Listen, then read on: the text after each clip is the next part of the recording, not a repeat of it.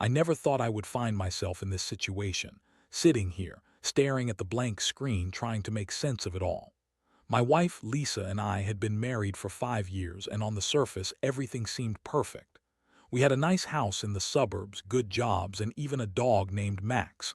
But as I soon discovered, the illusion of our seemingly perfect life was just that, an illusion. The signs were subtle at first. Lisa started spending late nights at work, and I would catch her texting more frequently. I tried not to think too much of it. After all, she worked in marketing and had some big projects coming up. But there was an unsettling feeling in the pit of my stomach that I couldn't shake off. Then came the little things, her sudden interest in a different gym, her new friends, and the way she would dress up for work when she used to be so casual. It felt like a stranger was living in my house. One night I came home early from work, hoping to surprise her with dinner. As I walked through the front door, I heard her laughing from the other room. My heart sank when I recognized that laugh. It was the same one she used to share with me when we first met in college. I stood quietly trying to make sense of what was happening. Then I heard the unmistakable sound of a male voice. It was my college roommate, Daniel. I froze. Daniel. The guy I used to share a dorm with, who had always been the life of the party, the guy who could charm anyone. I felt my pulse quicken as I quietly walked toward the living room. Peeking around the corner, I saw them sitting on the couch, their bodies too close, sharing a bottle of wine. Lisa's hand rested on Daniel's knee as they laughed. I couldn't take it any longer. Rage boiled within me like a pot about to overflow. I stepped into the room, and their laughter immediately stopped. Lisa's eyes widened in surprise, and Daniel's face turned pale. "Hey, surprise," I said, forcing a smile that felt more like a grimace. "I see you two are having a good time." The tension in the room was palpable. Lisa scrambled to sit up straight, her cheeks flushed with embarrassment. Daniel shifted awkwardly as if trying to make himself smaller. "What are you doing home so early?" Lisa asked, her voice high-pitched, almost defensively. I looked at her, really looked at her, and in that moment I saw a different woman. The vibrant, fun-loving person I married had morphed into someone I didn't recognize. "I came home to surprise you, but maybe I should have called first," I replied, my voice dripping with sarcasm. Lisa quickly attempted damage control. "We were just catching up. I told you I've been talking to Daniel. It's nothing really." But I could see the cracks in her story. The way she spoke, the frantic gestures, and the nervous laughter, it all screamed guilt, and I felt my world starting to crumble right in front of me. "Nothing." I shook my head in disbelief. "You call this nothing? You're practically all over him." "Don't be ridiculous. It's just a friendly reunion," she insisted, but her tone lacked conviction. I could see the panic in her eyes. I was furious, hurt, and confused all at once. "A friendly reunion? This is my best friend, my college roommate. How could you do this to me?" My voice raised, and I felt the anger coursing through my veins. It was like a storm brewing inside, and I knew I had to keep it together. As I confronted them, I could see Daniel slowly backing away, realizing that he was caught in a web of betrayal. I turned my focus back to Lisa. "What were you thinking? How long has this been going on?" She stumbled over her words, trying to come up with excuses that felt more like desperate attempts to protect herself. "It just happened, okay?" We were both feeling lonely, and it was never supposed to go this far. Lonely. I felt my heart shatter into a million pieces. Lonely? You've been lying to me this whole time. And that's when it hit me. The betrayal stung more than I could have ever imagined. It wasn't just about the affair. It was about the lies and the trust that was shattered. I looked into her eyes, searching for the woman I fell in love with, but all I saw was a stranger. As I stepped back, grappling with the reality of what had just unfolded, I realized this wasn't just about them. It was about me and what I wanted from my life. I had a decision to make, and it would change everything. The confrontation lingered in the air long after I stormed out of the living room. I didn't even know where I was going. I just needed to escape the suffocating atmosphere of betrayal that filled our home. I grabbed my keys and headed out, not caring if it was raining or if I would have to drive aimlessly around town. My mind was racing, a jumble of emotions, anger, hurt, disbelief, fighting for dominance.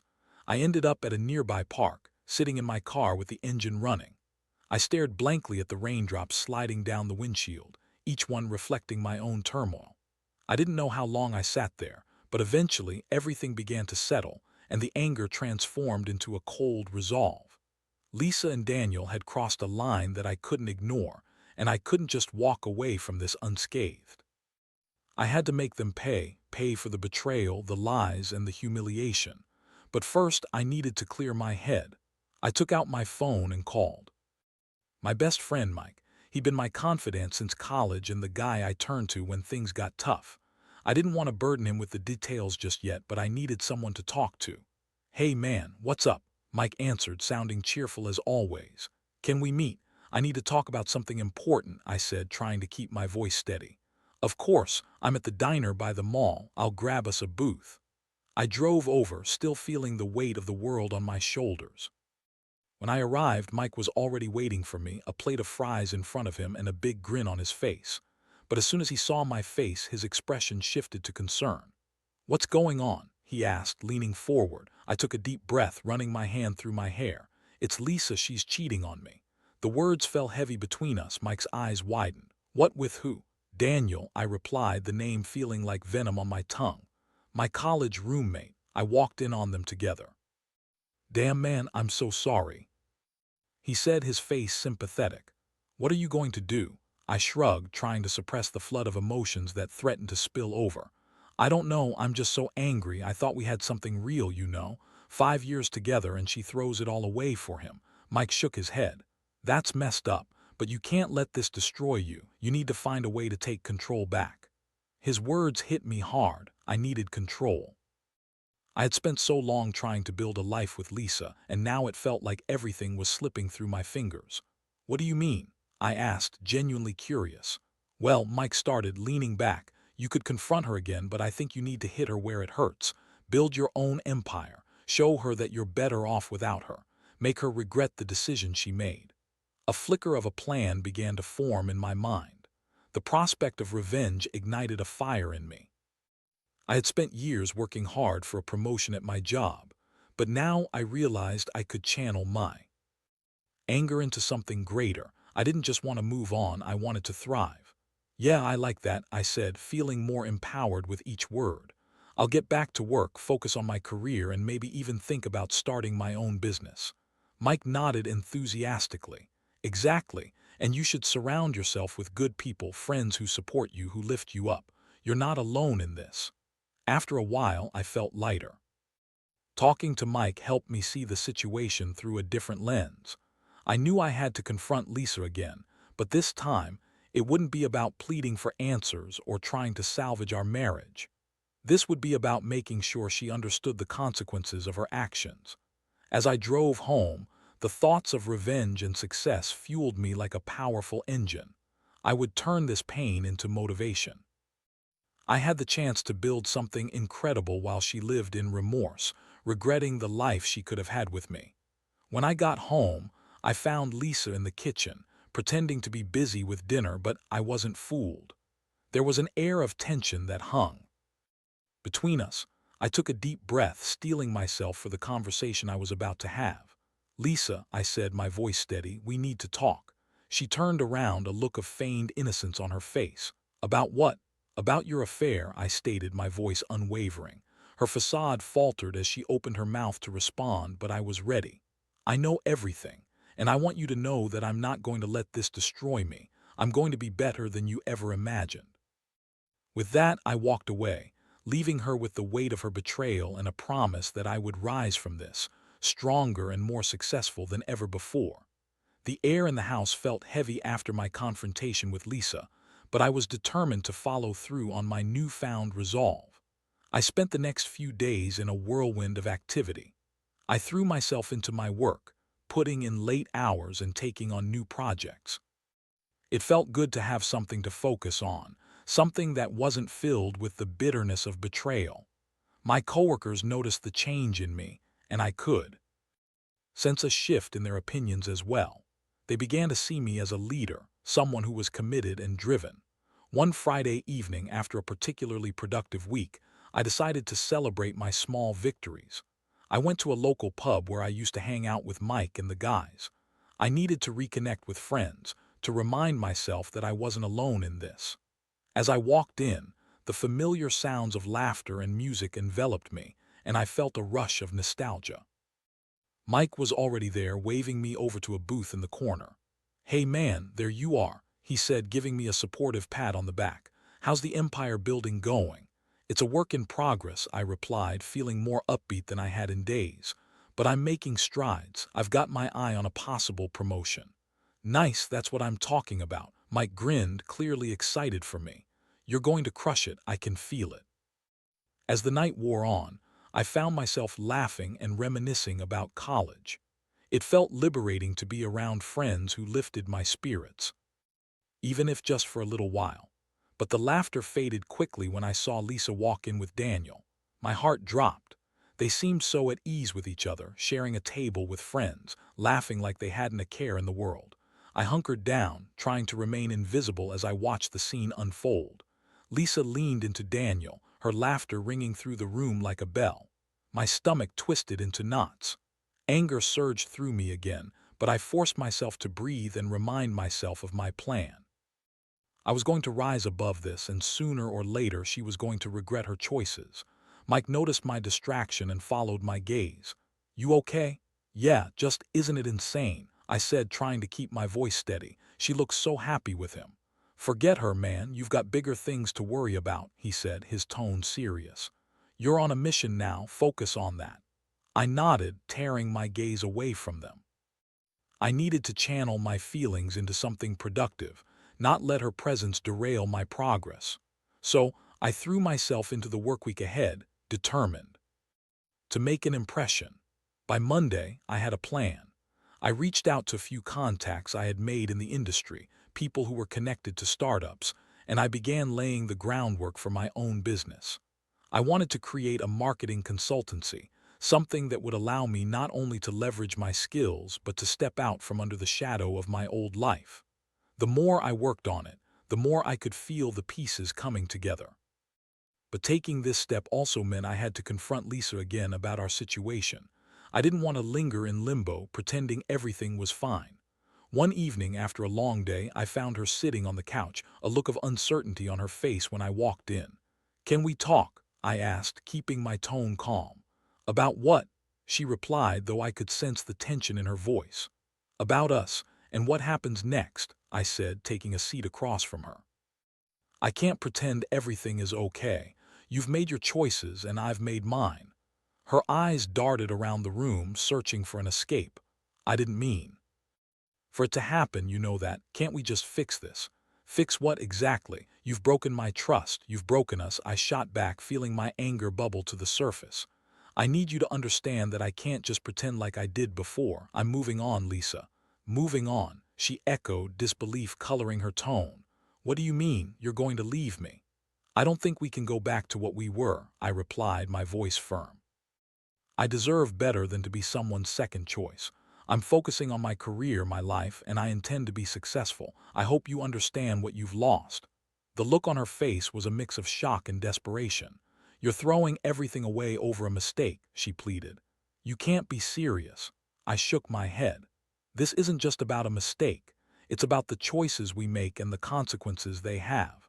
I deserve a partner who respects me, and you clearly don't. I want you to know that I'm going to be fine without you." With that declaration, I felt a weight lift off my shoulders. I no longer felt the need to hold onto the remnants of a life that was no longer mine. Lisa's expression shifted from panic to something more profound, regret perhaps, or realization. Whatever it was, I didn't care. I was done playing the victim. As I stood up to leave, I caught her gaze one last time. "I hope you find what you're looking for," I said, my voice steady. Then I walked away, leaving behind the past I was so determined to escape. In the following weeks, I fully immersed myself in my new venture. I worked late nights, often skipping social outings with friends to meet deadlines and set up meetings with potential clients. Each small success fueled my fire, and I could feel the satisfaction creeping back into my life. I was building my empire, and there was no room for regret in my plans. But I couldn't shake off the thought of Lisa and Daniel entirely. I knew they were still out there, living their lives, and I was determined to succeed not just for myself, but also to show them that I wouldn't be broken by their betrayal. I wanted them to realize that the choice they made was a mistake they would have to live with. My success would be their reminder. As the weeks turned into months, I could feel the trajectory of my life changing in ways I never imagined. The business I had started began to take root, and I secured a few clients who were impressed with my vision and passion. I worked tirelessly, often putting in 12 to 14-hour days, fueled by the fire of my ambition and the anger that simmered beneath the surface. I turned my pain into productivity, and with every small victory, I felt myself growing more confident. My reputation in the industry began to flourish. I attended networking events, connected with other entrepreneurs, and began to build a community of support that I had been missing since the fallout with Lisa. It felt incredible to be surrounded by people who believed in me, people who were excited about what I was creating. Still, there were moments when I found myself thinking about Lisa and Daniel. It was inevitable. They were remnants of a life that I once thought was stable and secure. I would catch myself feeling a twinge of anger whenever I heard their names or saw something that reminded me of them. But instead of letting those emotions consume me, I channeled them into my work. One evening, while I was closing up the office after a long day, I received a text from Mike. He wanted to meet up for drinks to celebrate my latest project launch. I smiled, glad to have friends to share my progress with. That night felt like a turning point, a moment to celebrate what I had accomplished and to let go of the past once and for all. At the bar, Mike was animated, his excitement contagious. "I can't believe how far you've come, man. This launch is going to be huge." He raised his glass and I clinked mine against his, feeling the warmth of camaraderie and support. "Thanks, Mike. I really appreciate everything you've done for me," I replied, taking a sip of my drink. "Honestly, I couldn't have done it without you pushing me to focus on myself." He leaned back, a thoughtful look on his face. "You know, I think Lisa's starting to realize what she lost. I've heard things from other friends. She's not doing too well." I nodded, trying to act indifferent, but a part of me was curious. "What do you mean?" "Well, from what I gather, she's been struggling with work and her personal life. Daniel isn't the great knight in shining armor she thought he was. I think she's finally come to terms with the fact that she messed up." A bittersweet satisfaction washed over me. While I didn't want to revel in her misery, I couldn't help but feel a sense of validation. I had invested so much of myself into rebuilding my life, and it seemed that my decision was paying off. "Good," I said, trying to keep my tone neutral. "She made her choice. It's not my problem anymore." As the night wore on, I found myself relaxed and happy, truly enjoying the moment. We shared stories, laughed, and reminisced about our college days. The memories felt different now, distanced from the sharp pain of betrayal. I could see how far I had come and how much I had to look forward to. But just as I began to settle into this new reality, I received an unexpected message. It was from Lisa. The text was simple but direct. "Can we talk?" A wave of conflicting emotions washed over me. Part of me felt angry, another part felt curious. I hadn't heard from her in months and I had made it clear that I was moving on. But there was also a part of me that wondered what she wanted. I decided to respond with caution. "What do you want to talk about?" Her reply came almost immediately. "I just need to know where we stand. Can we meet?" I sat in silence, processing her words. I didn't want to get dragged back into her drama, but I also knew that I had to stand firm and remain true to my newfound self. I took a deep breath and replied, "Fine. Let's meet tomorrow at the coffee shop." When I arrived at the coffee shop the next day, I felt a mixture of anticipation and apprehension. I hadn't seen Lisa since that fateful night, and now I was a different person. I had built a life for myself, and I was determined not to let her disrupt it. Lisa arrived a few minutes later, looking different than I remembered, vulnerable and drained. Her once vibrant demeanor seemed dimmed, and she wore an expression that was a mix of regret and uncertainty. I gestured for her to sit, and after a moment of hesitation, she took a seat across from me. "Thanks for meeting with me," she said, her voice soft. "Let's get straight to the point," I said, cutting through the small talk. "You wanted to talk about where we stand. I'll be honest, I've moved on. I'm not the same person I was when we were together. Eyes flickered with emotion, and I could see the wheels turning in her mind. I know I messed up, and I've realized a lot since then, she began. Daniel isn't who I thought he was. I thought it would be different, but it's not. I've been struggling, and I regret how everything went down. I leaned back in my chair, crossing my arms, feeling the weight of her words. Regret doesn't change what happened, Lisa. You made a choice, and now you have to live with it. I know, she replied, her voice breaking slightly. But I wanted to let you know that I see what I lost. I took you for granted, and I don't expect forgiveness, but I wanted to tell you that I'm sorry for the pain I caused. The sincerity in her voice was palpable, but I wouldn't let it sway me. I appreciate the apology, but I can't go back to what we had. You hurt me deeply, and I've worked hard to rebuild my life since then. I won't let you back in just because you're feeling regret. Tears filled her eyes, and I felt a pang of sympathy. But I also felt the resolve within me strengthen. I've started a new chapter, Lisa.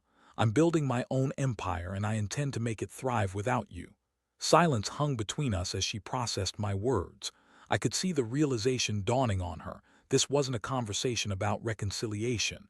It was the final acknowledgement of the end of our relationship.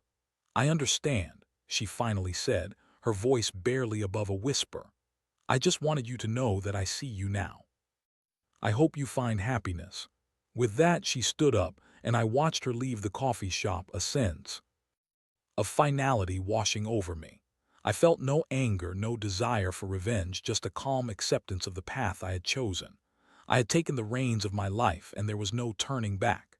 As the door closed behind her, I realized that I had truly moved on. This was a new beginning for me, one filled with promise, determination, and a future I was excited to embrace. After my conversation with Lisa, everything felt different, like a weight had been lifted from my shoulders.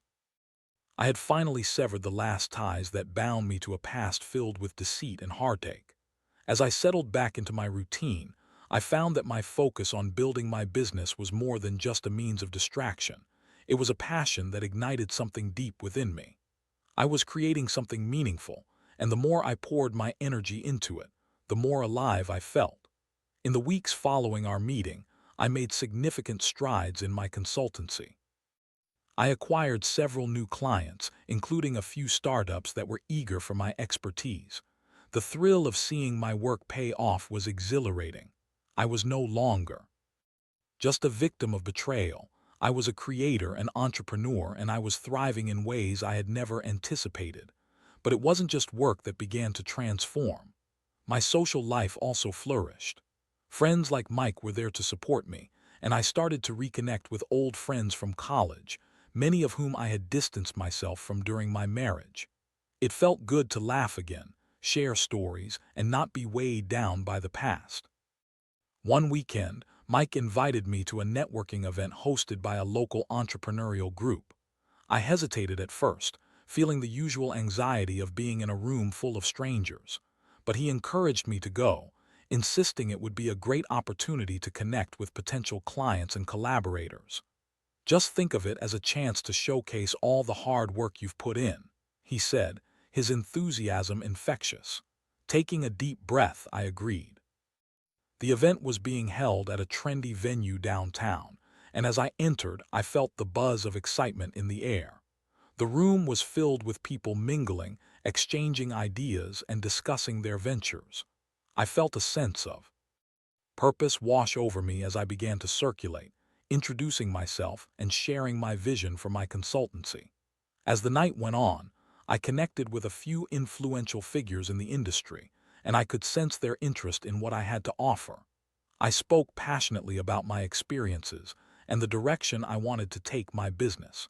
It was exhilarating to share my vision with people who were genuinely interested. I felt like I was finally stepping into the person I was meant to be. But just as I was beginning to enjoy myself, I spotted Lisa across the room, talking animatedly with Daniel. My heart sank again, but this time I felt a sense of control wash over me. I reminded myself that I didn't have to let her presence ruin my night. Instead, I turned my focus back to the conversations I was having.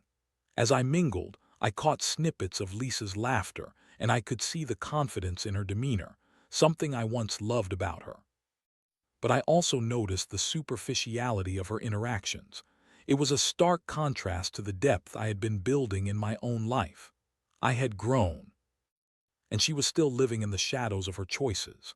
Later in the evening, as the event began to wind down, I found myself standing outside, taking a moment to breathe in the cool night air.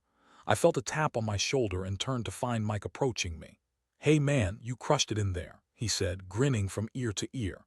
"I saw you talking to some heavy hitters." "Yeah, it felt good to share my ideas. I think I made some solid connections," I replied, feeling a sense of pride. Just then Lisa and Daniel stepped outside, and as they spotted me, I noticed Lisa's face change. There was an awkward tension in the air, and I could see the surprise and concern in her eyes. She hesitated for just a moment before approaching. "Hey," she said, her voice somewhat tentative. "I didn't realize you'd be here." "Yeah, well, I'm making moves," I said casually, trying to project confidence despite the tension. I could feel Daniel's eyes on me, sizing me up, and I knew he wasn't comfortable with the situation. "I heard you've started a consultancy. That's amazing," Lisa said, and I could see a flicker of genuine admiration in her eyes. "I'm really happy for you." "Thanks," I replied, my tone neutral. "I'm excited about where it's headed." There was a moment of silence, a heavy pause lingering between us, and I could see the internal struggle on her face. "I just wanted to say I'm sorry for everything that happened," she finally said, her voice shaky. "I know I messed up." "I appreciate that," I replied, my heart steady. "But I'm moving forward. I won't be looking back." With that, I turned to leave the conversation, feeling the power of closure wash over me. I could see the realization on her face that I had truly moved on. As I walked away, I felt a surge of freedom. I was no longer tied to the past. I was creating my own future. In the following days, the success of the event echoed in my mind. It wasn't just about the business connections I made. It was about the strength I had found within myself. I continued to push myself, taking on new challenges and expanding my reach. My business was growing, and so was my sense of self-worth. Then one afternoon, I received an unexpected call from one of the clients I had met at the networking event. They wanted to bring me on board for a major project, one that could catapult my consultancy to the next level. The news sent a rush of adrenaline through me. It was a testament to the work I had put in and the person I had become. I felt alive, invigorated by the possibilities ahead. As I hung up the phone, I knew that the journey I had embarked on was just beginning. I was building my empire, and it was going to be magnificent. And no matter what Lisa or Daniel were doing, I was determined to make my mark, living a life filled with purpose and success. The weeks that followed the call were a whirlwind of activity. The project I secured was monumental, and I poured every ounce of energy into it. My days were filled with strategy sessions, meetings with my team, and late nights at the office. It felt exhilarating to be at the forefront of something that not only challenged me, but also had the potential to change my life. As the project rolled out, I saw the fruits of my labor materialize before my eyes.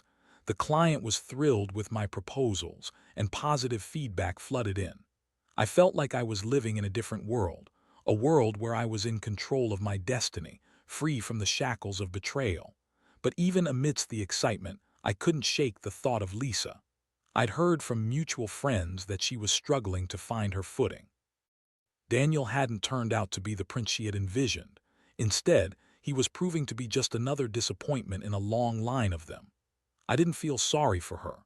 Rather, I felt grateful for the clarity her actions had provided in my life. One evening, as I was wrapping up at the office, I received a text from Mike inviting me to a celebration party for my recent success.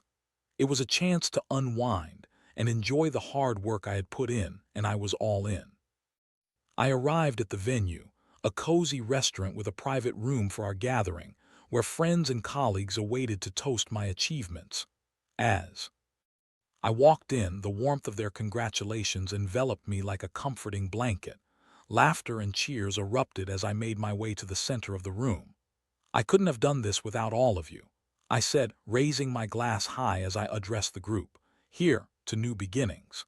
The festivities continued, and I genuinely enjoyed every moment.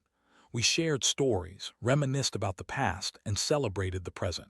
It felt good to be surrounded by people who believed in me. There was no room for negativity, no room for the ghosts of my past. But as the night wore on and drinks flowed, I noticed a familiar face at the edge of the crowd, Lisa. She stood there, somewhat hesitantly, her eyes scanning the room until they met mine. I felt a strange mix of emotions. I had moved on, but seeing her after all this time was still a reminder of the pain I had endured. She approached me, her demeanor cautious but sincere. "Hey," she said, her voice quieter than I remembered. "I just wanted to congratulate you. I've heard amazing things about your project." "Thanks," I replied, keeping my tone even. "I appreciate it. I'm really happy for you," she continued, glancing around as if she was searching for the right words. "I know I messed everything up, but seeing you thrive, it makes me realize how much I took for granted." I nodded, feeling a mixture of empathy and resolve. "You made your choices, Lisa. I had to make mine, and I'm better off for it." She swallowed, her expression softening. "I know. I just wanted you to know that I see how far you've come, and I'm proud of you. You deserve this success." The sincerity in her voice was palpable, but I refused to let it sway me. "Thank you, but remember, you have to live with the choices you made. I'm living proof of what can happen when you decide to move forward." "I understand," she said, her eyes reflecting a depth of understanding that hadn't been there before. "I'm sorry for how everything ended between us. I've learned so much from my mistakes." I took a deep breath, feeling the weight of her words. "I hope you find what you're looking for, Lisa. I genuinely mean that. I'm just not part of your journey anymore." With that, I turned to rejoin my friends, feeling a sense of closure wash over me. The conversation had been amicable, but I knew that my path was different now. I was on a trajectory of growth and success, and I wasn't looking back. The rest of the evening was filled with laughter and celebration. I felt lighter than I had in years, surrounded by those who supported and believed in me. I had built my empire, and it felt incredible. I was no longer defined by my past or by Lisa's choices. I was a man on a mission, carving out a future that was bright and full of potential. As I looked around at my friends, I felt a sense of gratitude. The journey hadn't been easy, but it had shaped me into the person I was becoming. I learned about resilience, about the power of choice, and about the importance of surrounding myself with people who lifted me higher. In that moment, I realized that I was not only moving on, I was thriving. Life had given me a second chance, and I intended to make the most of it. I raised my glass once more, ready to embrace whatever lay ahead. Here, to new beginnings. I toasted again, and this time I felt the truth of those words resonate deep within me. I was ready for whatever came next, knowing that the best was yet to come.